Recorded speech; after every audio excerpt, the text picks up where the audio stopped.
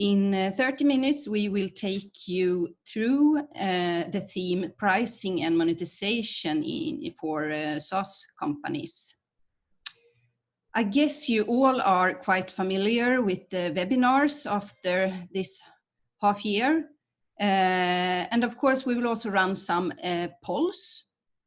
They will pop up on the screen, and then you will answer with a yes or with the different options, so to say. In the end, we will have time for questions, so feel free to ask them here in the chat. And also this webinar will be recorded, and we will send it to you in the next week. But now, let's start. And we say welcome to our CEO, Niklas Lilja. Thanks, Emily, and good day, everyone. Very excited you could join us today, since I find today's topic super interesting, partly maybe because I've spent quite some time on pricing over the years, but also because I think pricing has so much potential to change a company's growth curve. I think it would be fair to say that most companies can actually raise their top line by 5% with pricing alone, and still we're not always giving it the attention it both requires and deserves. So to get going, let's look at one-off pricing. I mean, that's one thing. We have the 100 euro, and the traditional pricing is very much about the amount paid for something. It's set at the point of sale and never change. 100 euro, that's it. Whereas if we look at service pricing, it's often priced with an amount per time period. So in this example, 10 euros per month. And I guess this would then mean that someone is willing to pay 10 euro for every month going forward, because they will have value from it. So, in what scenarios would this pricing then be relevant? Probably where you have a value that is fairly constant over the customer lifetime. 10 euro a month is fair in month 1, it's fair in month 6, it's good in month 100. The service is probably such as a fairly static one, and the value from it is probably also quite static. Or, it might be, some kind of insurance. We don't really use it, but in the case of something happening, we have it. But on the other hand, then, what if the value is not static? Then 10 euros is not really a good price, is it? Sometimes it would be too expensive because the value would only be 2 euros to the user or the customer, perhaps leading to the customer canceling the service, or too cheap. We're not paid our worth. The value is so much higher than what is actually being paid. So in a case where the value changes over time, we need something to course correct the price over time. And how can we do that then? I think one important thing when it comes to this is, what is the change factor of what we are offering? What is our ability to change the service over time? If the value for the customer or user changes over time, it could be because of their behavior, but of course it could also be because of our behavior and our capability of responding to a change in how the service is used. And this might be quite static if we're, our service is a bicycle. Well, it's difficult for us to really change the bicycle when in use. So perhaps a lower change factor, whereas if we do software as a service, the change factor is quite high. It's quite easy to actually adjust and change the service as such over time. And the other part is also the insights factor. Can we monitor, can we understand and learn about the usage, and then also the value for the user customer while it's in use? If we have these both tools, both be able to change our service product to respond to things happening, as well as measuring the value it brings and how it's being used, there are of course many ways that we can do a smarter pricing than just a very simple And this is a simple example, a fixed fee of 10 euros per month. So in the coming 25 minutes or so, we'll touch on some aspects of pricing. I mean, there are so many things to discuss, but let's keep it a bit crisp and dense here. First off, pricing design has never been as important, I would say, because it's more complicated, because of this time factor, and the value might change, what we offer might change. Our connectivity is so much better, so we can understand our customers and users better, and there are so many more opportunities in how to design your pricing. Also, value-based pricing. We will look into, there might be different ways of using a service, and of course, then you would have different value, and how can we capture that value and make use of that? Also, some components of the pricing design. Is it just the amount? Of course not. It's also, it could be terms, it could be billing frequencies, it could be discounts, it could be so many things. And then also sort of this relationship between value, but also look into what is the competition actually. Can we be different? Should we be different? What are the opportunities here? But also tying it together with the financial aspects of this. And also in the end, wrapping up with what we talk about, a scalable pricing function. Yes, so now it's time for the first poll. How would you describe your pricing? Mainly fixed recurring fees, mix of fixed recurring fees and variable fees, or mainly variable fees?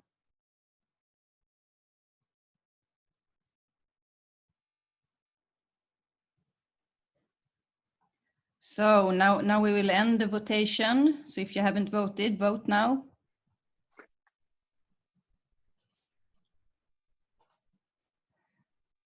And here is the result. We can take it later more when we have the questions, but now we will go further.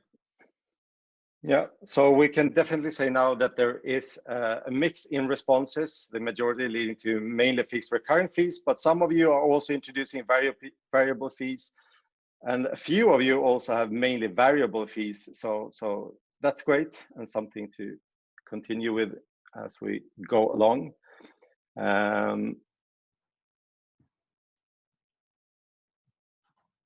So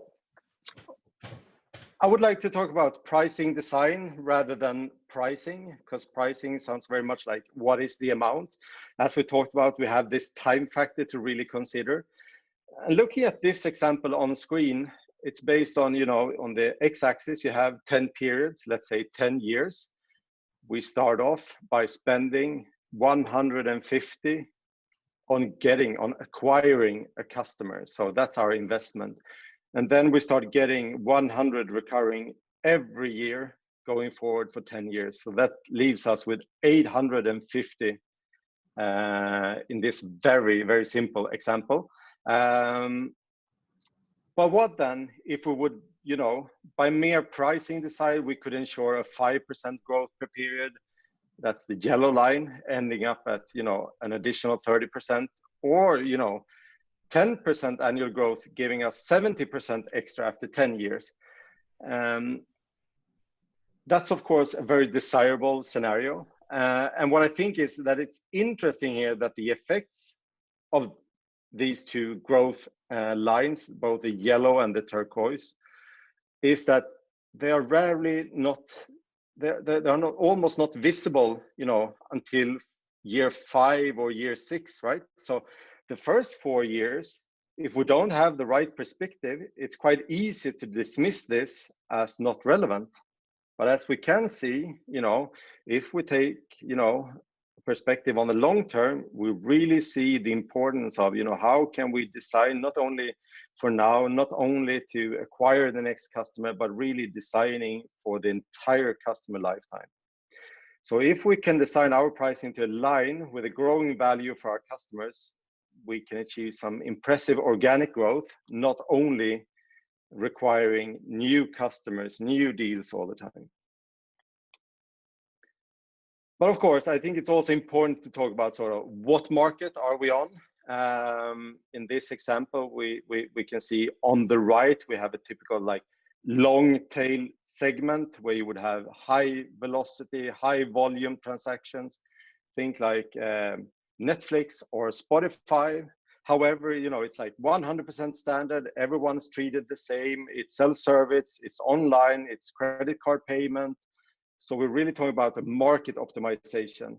To me, a quite frequent Spotify user for many years, I think the $9.99 a month is really, really, really cheap. But I guess there are all variants. And of course, they've done their homework. They've settled on, you know, this pricing is the correct to reach the entire market. On the other hand, we have, you know, the mega deals. Let's say we go for selling to aircraft manufacturing companies, and there are not that many in the world. So of course, then we're talking about mega deals. They would be unique per customer, very face-to-face, and, you know, really optimizing each and every deal. But then, of course, we have sort of the middle ground here. And I would assume, without knowing every one of you, that many of you would fall into the category of being sort of in between these. You might have some components from each side, but I think most of you would have quite different target type or customer types, and probably a high variety of deal sizes as well. And of course, one way of addressing that we would have different types of customers in our, you know, existing portfolio or customer base, or, you know, looking at target markets where we want to be. It's often wise to have different pricing designs for different target customers. So it could be, and there are many variants of this, but if we take some examples, let's say we would have, you know, for our small customers coming in, we have an entry plan. Perhaps we want to make the pricing quite simple because we don't want to, you know, engage too much. We want to have a rapid process. So it might just be a fixed pricing. You know, it's 200 euros a month up to 5 users. Whereas if we would look at sort of our normal or typical customers, maybe it's more like, it depends very much on, you know, the value depends on how active they are, how they use this. And if we were like an e-signature company, maybe it would be per document sign. Or if we're in the retail space, maybe it's like number of API calls that would be a relevant driver here. But also just looking at, maybe we also want to have some security and a foundation. So we settle for 300 euros fixed, but then, you know, also 20 euro per document sign. And that might be addressing another segment than our entry plan. And a third example, and then we have, you know, 2 times every year, we also have, you know, these really big companies coming in. They are very different. They are more looking how to transform the business. They are not very keen on having, you know, the per document pricing. Maybe we need a plan to cover that as well. It might be based on like a revenue share. So we would, in this example, get 0.1% of the sold value. But also here, introducing sort of a minimum fee just to keep the service going. And I think it's so important that we have different, really look at our customer base and where we want to go and see that there might be different requirements, different needs, and different values in this. And of course, we should try to map that with different plans. Within all of these plans, we then come down to price drivers. And maybe the most important one is sort of having 1 to 4, it says here, price drivers. I think for many companies, it could be 1 or it could be 2, but then in some cases, it could make sense to have a few more drivers that aligns with customer value. And, you know, that could be quite a big range of things. It could be, you know, the number of seats or number of users that we're pricing. Could be, like I said before, number of API calls. it could be a revenue share, it could be number of documents, the gigabytes, etc. And that is, of course, very unique per type of company and type of service. But really ensuring that we have a few of these price drivers that are connected to the customer value and that we do pricing based on that. Because it ensures that we will have a flexible model that suits not only the entry-level company, but also the growing company and perhaps the bigger company. In addition to that, we can also talk about limiters. I wouldn't say that they are price drivers, but perhaps you've seen that in some service that you're using. It could be, for instance, on this plan, you have one dashboard included, which makes perfect sense when you start up. But after a while, when you get more introduced to the service, you use it more, you see other values, etc., you realize, I want 5 dashboards. And then you need to take an action. You need to sort of upgrade or purchase more or something. And if done correctly, it's a good feeling. It's a win-win for both. You got introduced at a certain level. Now you want to use it more. You're willing to pay more, right? And they can take various shapes, of course. One is, dashboards. It could be a number of users. It could be, documents, storage, etc. And then finally, looking at more like safety guards. I think when we design our pricing, it's difficult to foresee exactly everything. But you might have an idea that, perhaps we'll build this towards a specific scenario. If it becomes very different from that, maybe it will be a problem for us. So perhaps in this case, like, let's have a maximum of 1,000 API calls per minute to our service. And that should probably be more than enough for the vast majority of our customers. But in the case we have some outliers needing to do 100,000 API calls a minute, or they are up towards several billions, perhaps we then need to have some sort of understanding, okay, perhaps we need to rethink perhaps both our service, but also our pricing. So I think adding a few of these, having a few main price drivers that really aligns with the customer value, some secondary limiters that looks at, how can we drive an upsell, or perhaps also say that if you want more dashboards, you need to upgrade to another plan. But also these safety guards are good to think about when designing your pricing.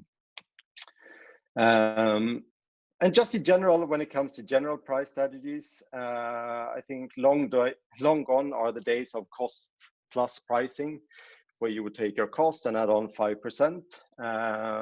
That's usually a bad choice, a too low price. And I think you would get slightly better if you, more like competitive pricing. What are competitors selling for? Let's go a bit below that. The third one, more actively asking our customers, what is this worth to you? But of course, then you might get a more tactical response. So I think really, using these insights, trying to understand what is the value and, how can we adopt our pricing to value is really what will give the most money out of this. And of course, looking more deeply into value-based pricing then. So on the x-axis here, we have euros. We start off with 0. We, of course, have some cost. It could be very little or very high, depending on the service.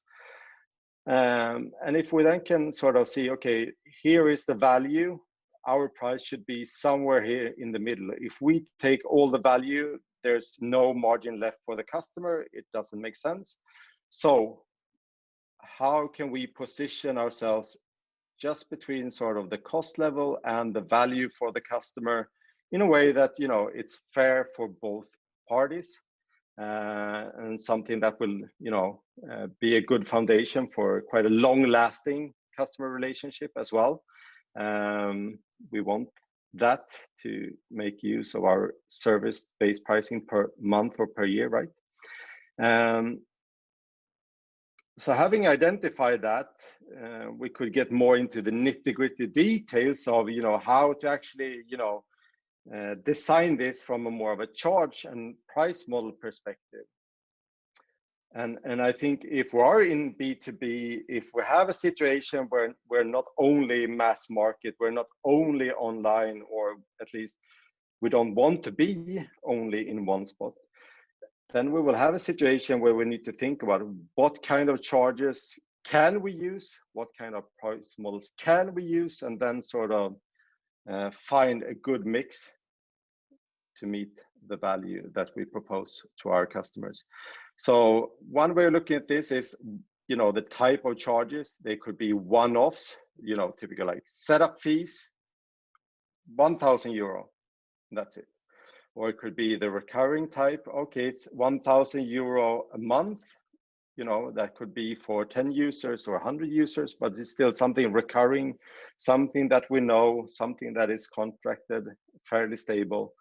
But then also adding on parameters that are more depending on what's the behavior, what's the usage, what's the value from the person or enterprise using our service. And I think going back to our poll, I think the majority, like 40% had mainly recurring, 40% had a mix, and 20% had only usage. And I think we see that quite a lot, that the mix combination is usually where the most companies are drawn to, because it provides a mix of some stability and also some variability in the sense of value. But then combining that with price models, I mean, we could have the simple flat fee, 1,000 euro a month. We could have the quantity, and these are fairly, you know, standard, been around for quite some time. But then I think volume discounts and tiered-based pricing are really picking up a lot of speed, because it means that we can, you know, talk about not only what will it cost for you signing up. This is also how, you know, the price will evolve depending on how you will use the system over time. And it also enables us to have, you know, different channels, like sales one channel, but it could also be customer success doing things, or it could be that customers doing self-service, regardless of what we need to have a pricing, not only for the initial sales, but really a design that covers the customer journey over the customer lifetime. And usually both the volume and tiered model are more adapted to that. And usually what this ends up with, I mean, pricing, like I said, it's not only about the amount, but here we have the typical classical sales order. If we would look at a simple subscription, we would add that it's not 1,300 euro, it's also for a certain price period, in this case, a month. It could be that we will bill you a quarter in advance every time. So we're adding on a lot of parameters when it comes to timing and terms. And if we would do a bit more complex or advanced subscriptions, you would have more parameters in this. You would have perhaps mixed prices, flat fees, one-off fees, recurring fees, tiered pricing. Could be different plans, right? Perhaps we want to do some uplift at renewal, or using indices to do uplifts. So all of these come into play as well. And I think we've all seen, or being quite used to the idea of you know, signing up for something online, and there's a different price depending on monthly payment or annual payment. So of course that also come into play when we're talking about pricing design.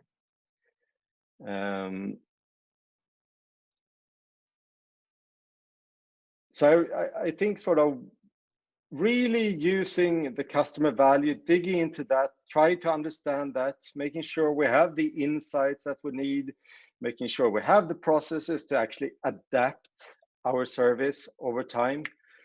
we can be really good at, mapping out this customer value and iterating and finding the good models. But usually we also want to balance that a bit with competition. If everyone else is doing this for half the price and we can't say that we do it twice as good, of course we need to sort of balance with competition. But also I would say financials. We all know that services tend to be a slower revenue model than charging upfront. So we can also have other aspects like cash flow, margins, etc., that we need to balance as well. So another question to you. Yes, we will continue with the last or next poll. Today, when you are looking at your pricing, what has been the most influential? Is it customer value, competition, or profit cash flow considerations?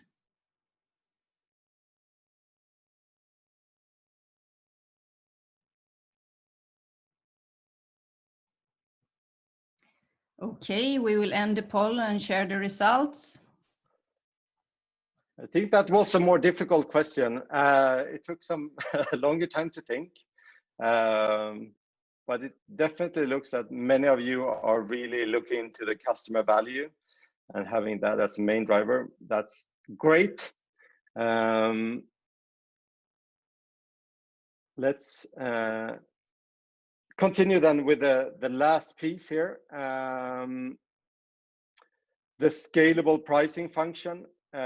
What do we mean? Well, we mean that we need to have one truth of our data. We meet many customers, many companies, many prospects that simply doesn't have one truth of their data. They have something in their CRM system, they have something in their cabinet, they have something in their own service, but they can't really get the data together. They can't really understand their customer and customer value.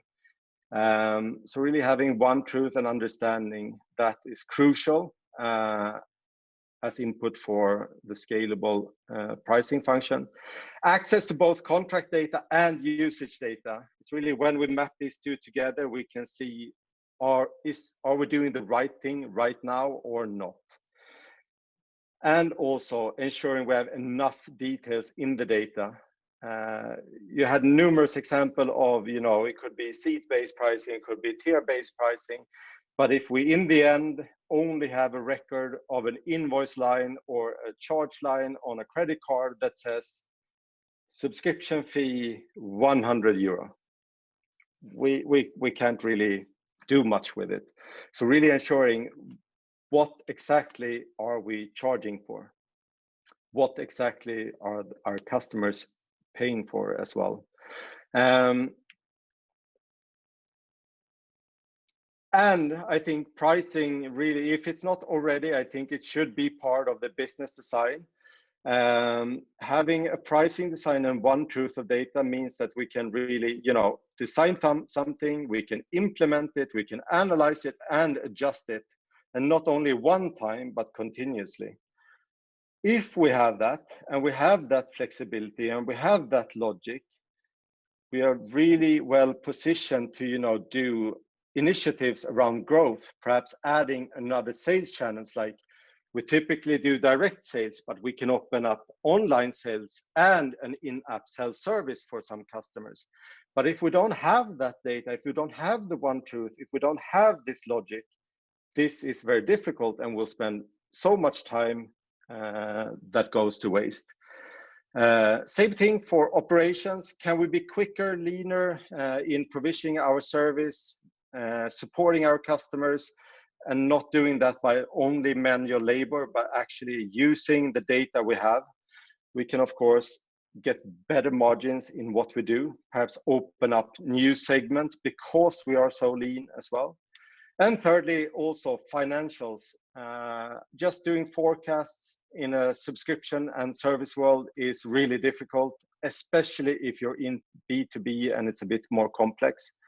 So really thinking of pricing as part of your business design, you know, really helps when it comes to growing and scaling. So wrapping up then, some key takeaways from today. I mean, like many of you already are doing, but of course, price on customer value when possible. Really try to include the scalability in your pricing early. What happens after the first sale is done? Clarity on what's included, so we don't end up with, you know, oh, everything's unlimited at a low fee forever. That's not what we want. What is included, perhaps some limiters. It of course needs to be easy to understand, but also logical. It's one thing that a human eye and human brain can understand it, but we also want systems to understand this so we can use different channels, that we can be more automated, etc. And finally, you know, what is perfect today is not tomorrow. I think we can take that for certain, that even if we have the perfect pricing design today, it's quite likely that we will need something different in 1 year or 2 years. And we need some sort of design and framework. How can we, you know, continue and develop our pricing design? Yes, so it's time to end this webinar, but first I want to encourage you all to follow us at LinkedIn and also read our blog that we update quite often.